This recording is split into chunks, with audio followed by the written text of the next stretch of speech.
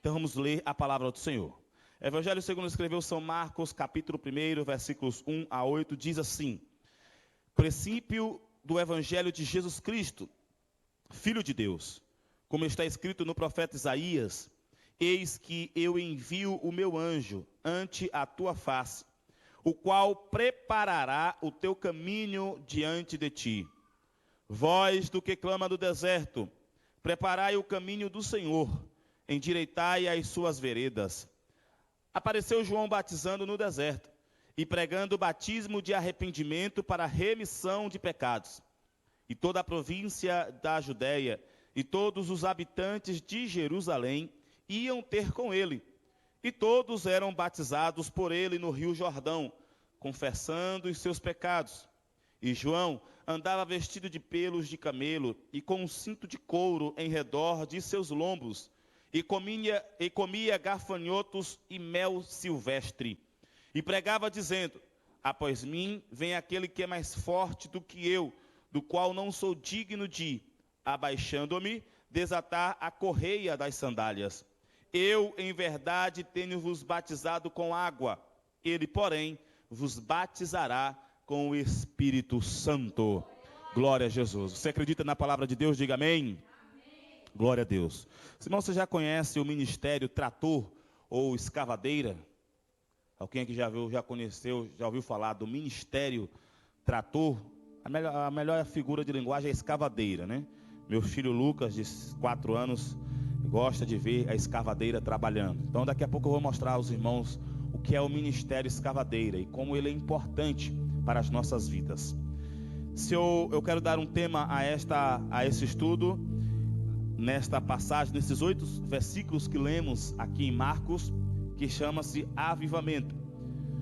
O avivamento, ele é fundamental para as nossas vidas. E o que nós estamos observando aqui nesses primeiros versículos de Marcos é um avivamento acontecendo. E avivamento, numa linguagem mais atual, no nosso tempo, que é o tempo da graça, a era do Espírito Santo, avivamento é plenitude do Espírito Santo. Quando o Espírito Santo tem plenitude nas nossas vidas, o que é plenitude? Total domínio. Ele tem total espaço dentro de nós. Se ele diz que prega e a gente prega, ele tem domínio sobre nós. Se ele diz que não é para fazer alguma coisa e a gente não faz, ele está tendo domínio sobre nós. Isso chama-se avivamento. E quando há avivamento, não é só uma pessoa que é envolvida nesse avivamento. Paulo vai dizer: transformem o mundo. Mas não é transformando o mundo mudando as pessoas, é transformando o mundo, renovando o nosso entendimento no Senhor. E renovar o entendimento no Senhor é deixar com que o Espírito Santo domine completamente as nossas vidas, tenha plenitude nas nossas vidas. Isto é verdadeiramente um avivamento. E nós estamos crendo que Deus está gerando um grande avivamento em massa.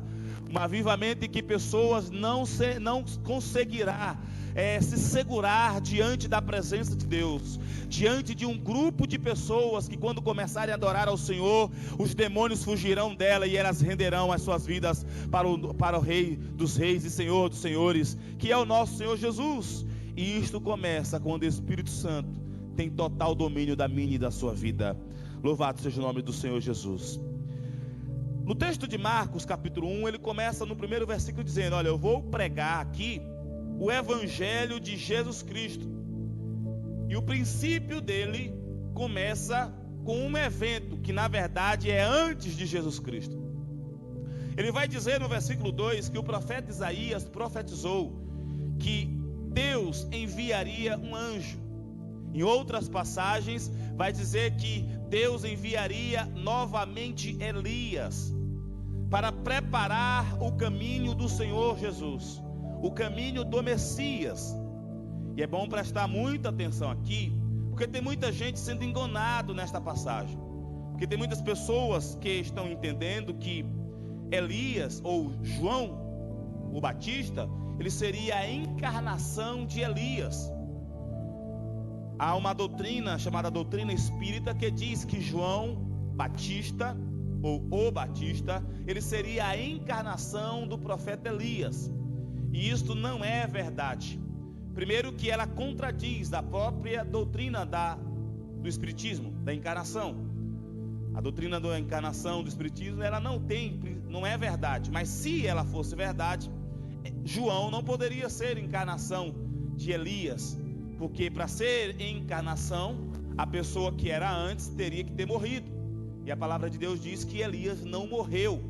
Elias, na Bíblia, só existe 2 nomes na Bíblia que a gente sabe que não morreu.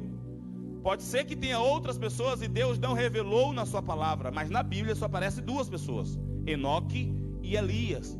Elias foi arrebatado. O arrebatamento de Elias foi um arrebatamento diferente do que será o nosso arrebatamento.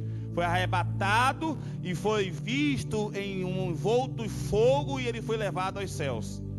Portanto, não tem condições de João Batista ser a encarnação do profeta Elias. O profeta Elias, quando a palavra de Deus vai dizer que João, ou aquele que antecederia Jesus, estaria com o ministério de Elias. Qual foi o ministério de Elias? Pregar o arrependimento.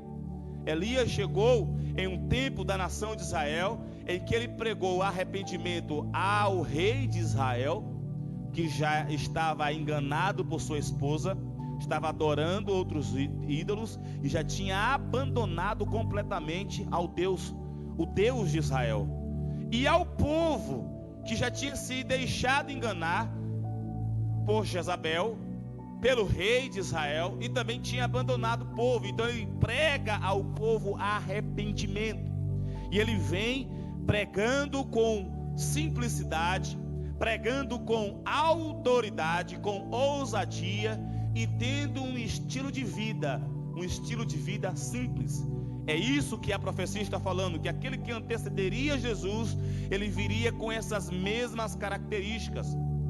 Se observarmos bem, o Antigo Testamento vai fazer uma espécie de qualificação de profetas, e tem muitos profetas que foram mais usados por Deus.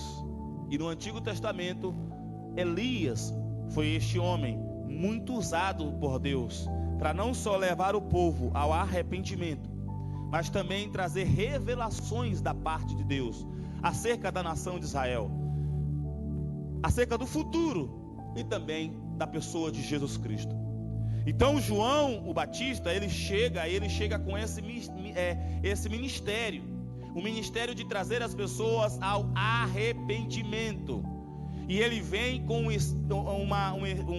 estilo de vida diferente, um estilo de vida simples, que é uma própria pregação contrária ao que na época de João Batista os sacerdotes estavam vivendo, totalmente contrário à palavra de Deus. Da mesma forma que quando Elias começou o seu ministério, a nação de Israel tinha se desviado do Senhor. Quando João Batista chegou, também a nação de Israel tinha se afastado de Deus. A palavra de Deus diz que em Isaías, que o Senhor enviaria o seu anjo ante a tua face. Ou seja, antes que Jesus começasse o seu ministério, Deus levantaria outro para levantar o seu ministério e preparar o caminho do Senhor ante a face do Senhor. Uma preparação para que quando o Senhor Jesus viesse, as pessoas não fossem pegas de surpresa, as pessoas não fossem surpreendidas, não estivessem em confusão, porque quando Jesus viesse, elas já estariam cientes. Não, João Batista disse que viria o Messias já estava chegando, e ele disse: este é o Messias. Então, versículo 2 ele diz, como está escrito no profeta Isaías: eis que eu envio o meu anjo ante a tua face, o qual preparará o teu caminho diante de ti. João Batista começou com isso. E a figura de João é interessante, que João não era João Batista, ele era João o Batista. Mas porque começou o ministério de batizar as pessoas nas águas, ele acabou recebendo, o nome também, João Batista. E João, ele começa a sua vida de maneira espetacular, porque nós vamos observar que em 400 anos o Senhor não trouxe nenhuma revelação nova. É bem verdade que é possível que Deus tivesse manifestado a algumas pessoas em sonhos, palavra de Deus vai dizer que Deus tinha prometido a um sacerdote que ele veria o Messias, e que também outro teria filho, e já na sua velhice já não tinha filhos, e a sua esposa era estéril. A palavra de Deus vai dizer que João, ele nasce de uma senhora idosa, uma senhora idosa, mas estéril. O anjo aparece a seu esposo, o sacerdote, e diz: você vai ter um filho conforme a palavra foi dita a você. Ele não acreditou muito e ficou mudo. Mas o Senhor disse: olha, o nome dele vai ser João, e você só vai voltar a falar quando você estiver com ele no colo. Enquanto o Senhor está dando essa revelação ao sacerdote, o Senhor também está dando uma revelação a uma virgem. A virgem chamada Maria, uma jovem, uma adolescente. Veja que Deus é um Deus de milagre, que Ele não olha nada. Enquanto Ele chega para uma idosa, estéril, que já não tinha condições de ter filhos, e que na sua idade ainda também não, mesmo que tivesse, não daria filhos por causa da idade, o Senhor opera o milagre de forma natural, e veio João Batista. E tinha uma adolescente que ainda não tinha conhecido o homem, que era virgem. Ela recebe o milagre do Espírito Santo e dá a luz a Jesus Cristo, nosso Senhor e nosso Salvador. Pode se perguntar, Maria perguntou: Senhor, como isso aconteceria? O anjo disse: a Deus todas as coisas são possíveis. Você serve a um Deus que pode todas as coisas. Você serve a um Deus que pode todas as coisas. E João, ainda na barriga, sente a presença de Jesus na barriga de Maria. Quando começa a se agitar, quando as duas mães se encontram, João começa a se agitar, e Deus, o Espírito Santo, vem sobre a mãe de João Batista, e ela começa a trazer um cântico novo em seus lábios. Mas o ministério de João começa, ele já adulto, ele já tinha passado pela doutrina, já tinha sido apresentado, já tinha recebido os mandamentos, não só os 10, toda a palavra do Senhor, já conhecia as profecias, e ele começou a pregar. Às vezes a gente olha aqui, apareceu João Batista batizando no deserto e pregando o batismo de arrependimento para a remissão de pecados. Aí dá uma ideia que ele apareceu do nada, né? Começou do nada e as multidões vieram. Na verdade, ele começou a viver naquela região desértica, e quando ele começou a pregar, ele já tinha um conhecimento daquela região. Ele já sabia a linguagem daquela região. Ele já sabia qual era o problema da nação de Israel. Ele já sabia qual era o problema dos sacerdotes, dos escribas, dos fariseus. E ele começa a pregar contra este povo, trazendo o povo ao arrependimento.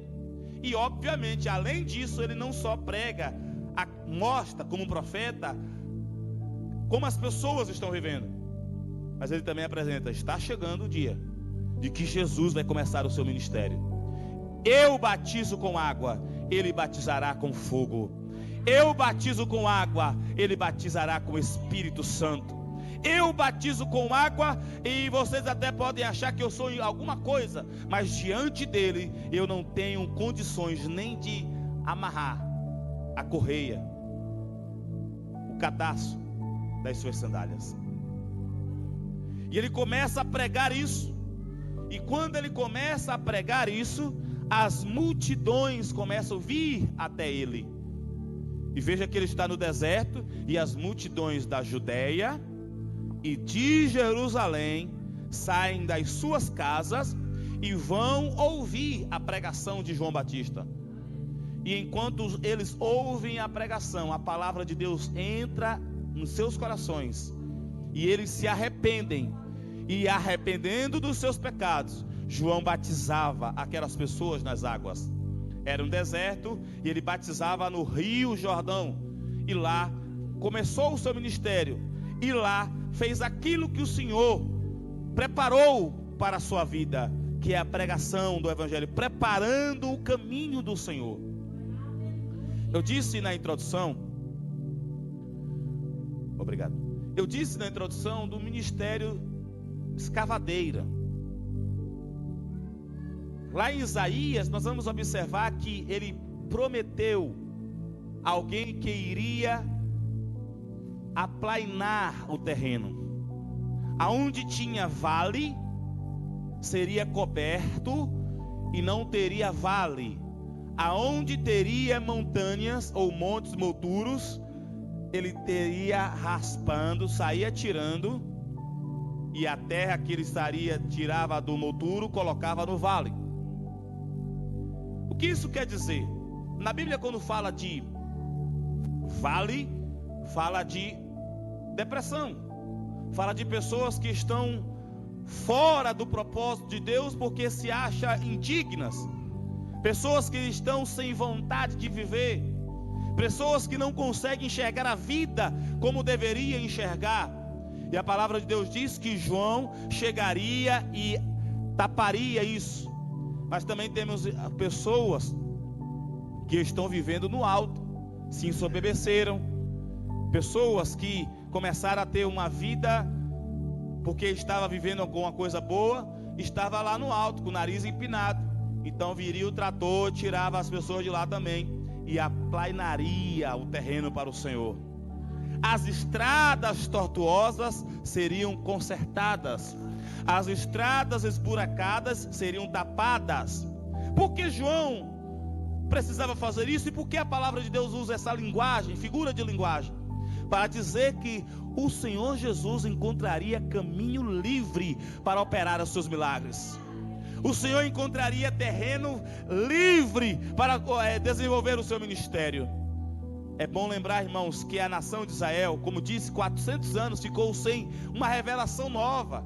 E enquanto estava recebendo a revelação nova, não estava obedecendo ao Senhor. Imagine sem receber a revelação nova. Então o Senhor veio para tirar essas coisas. Tinha muitos judeus que já não acreditavam mais que Jesus viria. Tinha muitos judeus que não acreditavam mais que a restauração viria para a nação de Israel. Tinha muitas pessoas que não acreditavam mais que poderiam mudar, que poderiam voltar a ser felizes, que poderiam se alegrar, que poderiam voltar para a presença do Senhor. Então a palavra de Deus veio e tira essa incredulidade, tapando os vales. Mas tem muitas pessoas que estavam se achando o último biscoito do pacote, né? Só ele, é só ele, é só ele, é só ele. Aí vem a escavadeira e também arranca as pessoas de lá e deixa tudo plano. Você pode perguntar, mas Jesus não é Deus? Por que ele precisa de espaço? Porque na vida nossa, somos nós que damos espaço para o Senhor. Nas nossas vidas, somos nós que precisamos dar espaço ao Espírito Santo.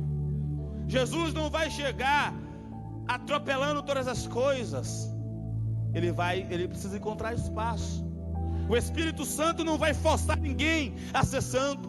O Espírito Santo não vai forçar ninguém a viver uma vida de verdade, a viver uma vida digna, a viver uma vida pura. O Espírito Santo vai precisar encontrar espaço. E quando ele encontra espaço, mesmo que nós não tenhamos força, e nós não temos força, ele nos dá força, porque encontrou espaço nas nossas vidas. É por isso que nós precisamos da palavra de Deus de encorajamento. Porque quando nós temos palavra de encorajamento, nós entendemos que nós temos um Deus que está nos ajudando. Mas também é preciso uma palavra de correção, uma palavra também para mostrar quem nós somos, para que a gente não se ensoberbeça e não deixe Deus trabalhar em nossas vidas. Avivamento, meus amados irmãos, é quando o Espírito Santo vem, encontra em nós terreno limpo, estrada boa, para que o Senhor opere maravilhas em nossas vidas. E este avivamento começa quando Jesus começa o seu ministério. E João Batista vai fazer para Jesus o caminho livre, para que Jesus venha fazer os seus milagres. E as pessoas já começam a entender quem é Jesus. E olha que João Batista fez o seu serviço direitinho. E ainda assim Jesus encontrou fariseus, encontrou pessoas que não entendiam a palavra do Senhor. Os próprios discípulos, muitos deles só entenderam a palavra do Senhor Jesus quando foram cheios do Espírito Santo no dia de Pentecostes. Por isso nós precisamos nos encher do Espírito Santo, para que nós possamos entender a palavra de Deus e deixarmos ser guiados por sua palavra. O versículo 3 vai mostrar qual era a mensagem de João Batista: uma pregação de arrependimento. Arrependam-se de não ter fé, vale. Arrependam-se de não enxergar a palavra de Deus e achar que com suas próprias ações, obedecendo os mandamentos, achar que porque está cumprindo as regras, está encontrando a salvação. Não, você precisa de Jesus. Arrependam-se de seus pecados. Arrependimento é uma necessidade do ser humano dia após dia.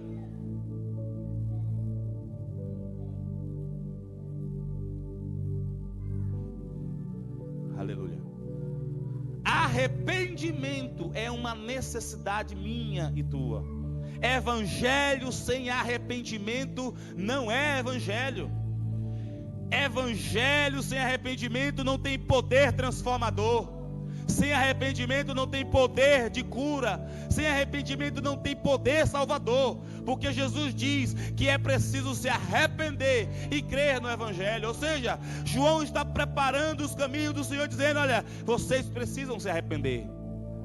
Aí João enquanto está pregando arrependimento para as pessoas, aí vem os sacerdotes, todos chiques, né? Todo ali com aquela vestimenta. E as vestimentas que eles usavam foram as vestimentas que o Senhor instituiu a Moisés. Só que eles meio que fortaleceram ainda mais, se incharam por causa das vestimentas. A gente pode, irmãos, estar com a melhor roupa e estar simples. E a gente pode, com essa mesma roupa, estar todo pomposo. Aleluia. Nós podemos estar com a mesma roupa simples e com esta mesma roupa estarmos todo orgulhoso. Já viu aquela pessoa que chega na igreja com um terno todo brilhoso, o sapato todo lustrado, e ela chega assim, né? A paz do Senhor. E outro chega com um terno parecido, chega de cabeça erguida, porque ele não está no vale, sabe quem serve, aí chega com humildade. Paz do Senhor, meu irmão, com simplicidade. Ou seja, o problema não era a roupa, o problema é quem estava vestindo a roupa. E os sacerdotes chegam para João todo cheio de suntuosidade, aquelas pedras, toda aquela paramentar, tudo que era, porque era preciso obedecer, porque eles eram sacerdotes. João não precisava daquela roupa, porque ele não era sacerdote, ele chegou como profeta.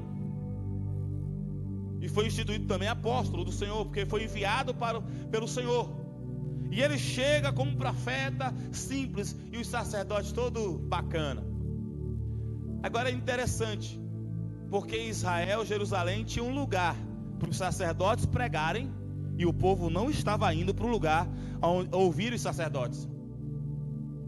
João Batista está pregando no deserto, às margens de um rio, e o povo está saindo de lá para ouvir um homem simples pregar. E os próprios sacerdotes indo ouvir João pregar. Só que eles não iam com coração de arrependimento. Os sacerdotes, meus amados irmãos, eles eram pessoas de Deus. Só que com o passar do tempo eles começaram a criar as suas instituições. Eles começaram a se fazer as panelinhas. Vamos dizer aqui um português brasileiro bem prático. Não sei se a irmã portuguesa entende aqui a panelinha. O grupinho. Eles começaram a criar um grupo que inicialmente foi bom, com um propósito bom, que foram os escribas. Os escribas, eles se reuniram para poder escrever, reescrever as leis do Senhor e as profecias do Senhor. Eles copiavam, eles viam o que estava escrito e copiavam para manter a palavra de Deus. Eles fizeram um excelente trabalho, mas com o passar do tempo eles começaram a se orgulhar. E depois apareceu um outro grupo chamado fariseus, que não foi o Senhor que plantou, foi eles que nasceram lá. Por quê? A nação de Israel estava sendo subjugada agora pelos romanos. Então eles começaram para defender, para tentar trazer o povo e voltar o povo, para que o povo voltasse, para que a nação de Israel fosse independente novamente. Só que eles não estavam levando o povo para Deus, estavam levando o povo para eles. E o que eles ensinavam é como se tivesse alguém batendo em uma lata vazia. Eles não tinham autoridade porque não estavam levando o povo para Deus, estavam levando o povo para eles, para que eles pudessem governar. E eles estavam com o coração tão endurecidos que não foi só João Batista que chamou eles de raça de víboras. João Batista chamou raça de víboras os fariseus. Não foi toda a gente, não. Foram as pessoas que iam lá toda pomposa e não tinham arrependimento em seus corações. E o próprio Jesus, quando começou o seu ministério, também atacou os fariseus. Quando não há arrependimento, o próprio Espírito Santo se opõe à pessoa. Deus não gosta de pessoas sem arrependimento, porque todos nós pecamos, irmãos. Você pode estar vivendo uma vida de jejum, de oração, obedecendo ao Senhor, mas sempre vai ter uma coisinha para o Senhor ir limpando, para o Senhor ir arrumando, para que a palavra de Deus vá limpando. Isso só vai acontecer, irmãos, quando estivermos a estatura de varão perfeito. E nessas condições, essa estatura só vai acontecer, na minha opinião, nas mansões celestiais. Até lá nós precisamos vigiar e arrependermos todos os dias de sermos tão maus, mas podemos ter o Espírito Santo nas nossas vidas, dizendo: você é salvo, você é salvo. E a salvação não ensoberbece, a salvação nos deixa humildes na presença do Senhor. A pregação de João Batista era de arrependimento. Agora nós vamos observar que o povo ia ouvir João Batista, e quando eles chegavam, encontravam um cidadão na linguagem ocidental excêntrico. Versículo 6: e João andava vestido de pelos de camelo. Eu vos disse que na linguagem ocidental era uma vida excêntrica, mas na linguagem oriental não era. Era uma vida simples. Aqui, a grande maioria dos estudiosos entende pelos de camelo não é exatamente o couro do camelo. É como se fosse uma roupa mais grossa, mais barata, que as pessoas, mais simples, que se rasgava fácil, que envelhecia rápido, que as pessoas usavam no deserto, que os nômades usavam no deserto, que era mais simples, porque eles não precisavam ostentar, não estavam na cidade grande, estavam caminhando. Outros já acreditam que eram pelos de camelos mesmo, mas seja o pelo, seja o pano mais simples e mais grosso, mostra que a sua vestimenta era uma vestimenta simples, que se adaptava aonde ele vivia. Porque tem muitas pessoas que querem vestir uma coisa em um lugar em que aquela veste não permite. Na casa do Senhor, nós precisamos entender a simplicidade da vida. Não é porque você tem condição de comprar uma roupa boa, e deva comprar uma roupa boa, que você vai ostentar a sua roupa. Simplicidade. A simplicidade nas suas vestimentas. E ainda fala aqui que ele tinha um cinto de couro em redor dos seus lombos. Cinto normalmente é na cintura, e ele está falando de lombos, ou seja, era um cinto grosso. E vejam que os estudiosos entendem que a roupa era um pano mesmo, que chamava pelos de camelo, porque era grosso e mais simples. Mas o cinto era de couro. De quê? Não se sabe, mas era de couro. E cinto mostra postura, cinto mostra organização. Pessoa que está sem cinto, a calça, qualquer movimento cai. As irmãs que estão de vestidos e sem cinto, o negócio fica, né? O cinto não, organiza a sua veste. Ela é simples, mas está organizando a forma como você vai se apresentar diante das pessoas. Isso mostra que João Batista, apesar da sua simplicidade, ele se apresentava com decência, com autoridade. Mas ainda tem mais. Versículo 6 ainda. E comia gafanhotos e mel silvestre.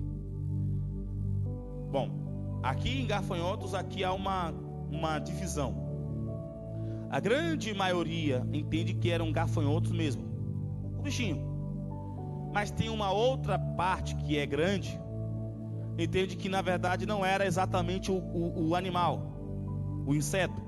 Entende que era o fruto da alfarroba, as bolotas, que lembram que Jesus conta a parábola do filho pródigo, que ele queria comer as bolotas que eram dadas aos porcos. Aquilo, a alfarroba, as bolotas, em alguma linguagem também chama gafanhotos por conta do grego. As palavras são parecidas. Então eles entendem que tanto Mateus, quanto Lucas, quanto Marcos e João, eles estão usando uma palavra, mas na verdade não era exatamente o gafanhoto, que são palavras iguais. Na verdade era o fruto da alfarroba, que era o mesmo utilizado aos porcos. Aí você fala, mas pastor, os judeus não comiam alfarrobas, não comiam bolotas, comiam. Na verdade, o problema daquele filho pródigo é que ele estava cuidando de porcos. E porco aqueles que não cuidavam. As alfarrobas eles não usavam muito porque não era comum nas cidades. E para quem tem mel, para quem tem uva, para quem tem amêndoas, para quem tem azeite, para quem tem outros alimentos, para quem tem trigo, era um alimento que era dado aos animais. Mas independente do que seja, você pode perguntar, mas gafanhoto não era animal imundo, pastor? Nem todos. Em Levíticos nós vamos observar que tinha algumas categorias, algumas classes de gafanhotos que poderiam ser comidos, poderiam ser alimentados. De qualquer forma, o que mostra que e mel silvestre. Aí nós vamos ter que entender que quando o Senhor diz que levaria o seu povo para uma nação, para uma terra que emana leite e mel. Naquela região é conhecida que nas pedras e nas árvores as abelhas silvestres deixavam ali grande quantidade de mel, então eles poderiam comer. Por isso que fala, manava leite e mel. E esse leite e mel, e esse mel era o que João usava.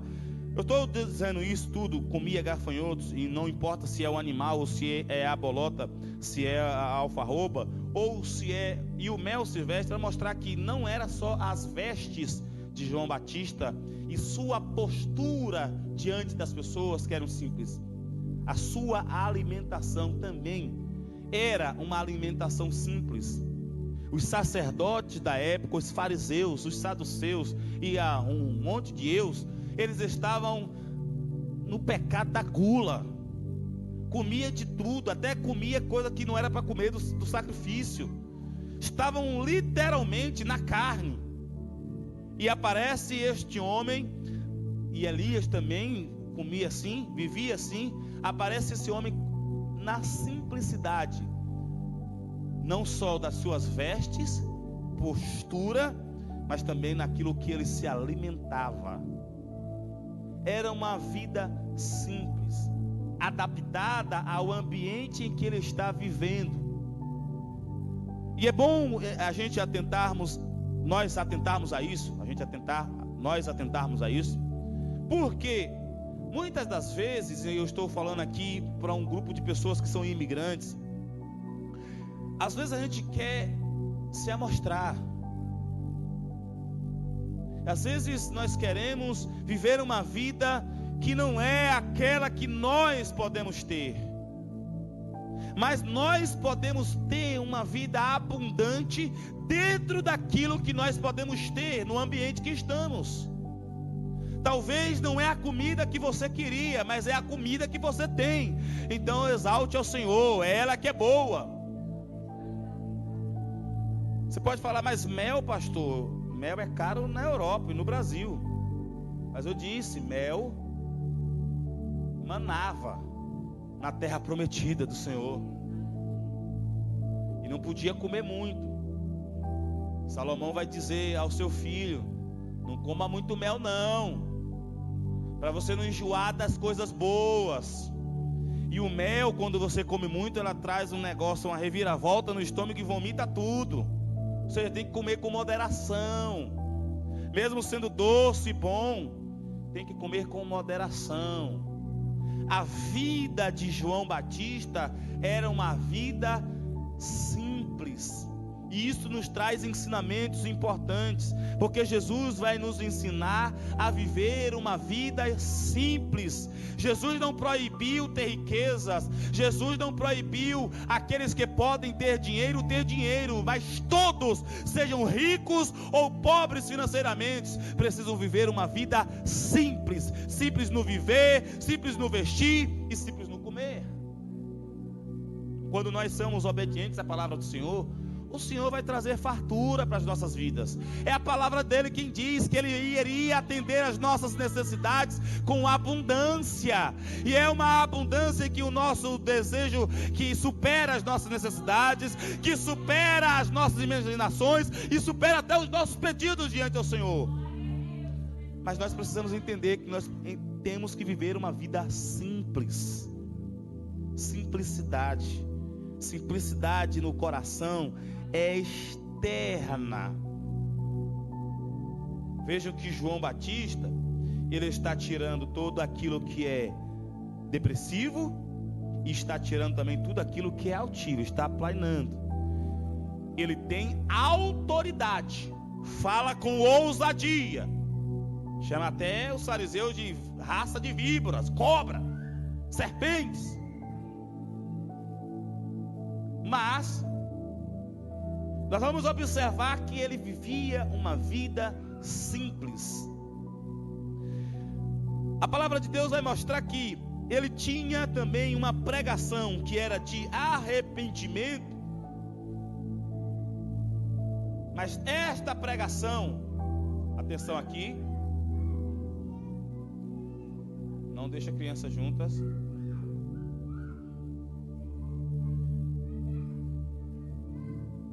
Nós vamos observar que nós temos que ter uma vida simples, pregar com autoridade, entrar na presença de Deus com ousadia, mas nós temos que glorificar ao Senhor. Olha o versículo 7 e 8.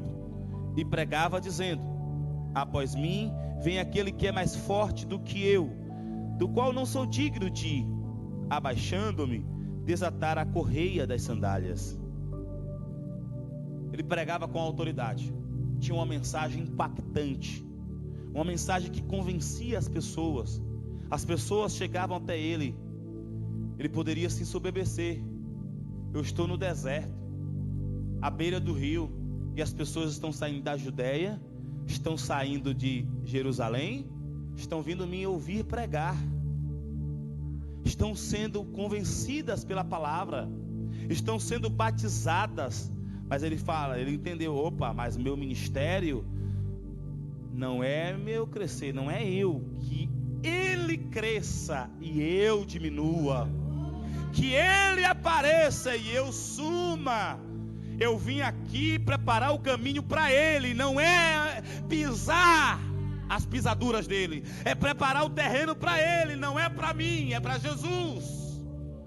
Está vindo alguém que é maior do que eu, é maior em todos os sentidos, que eu não sou digno nem de prostrado.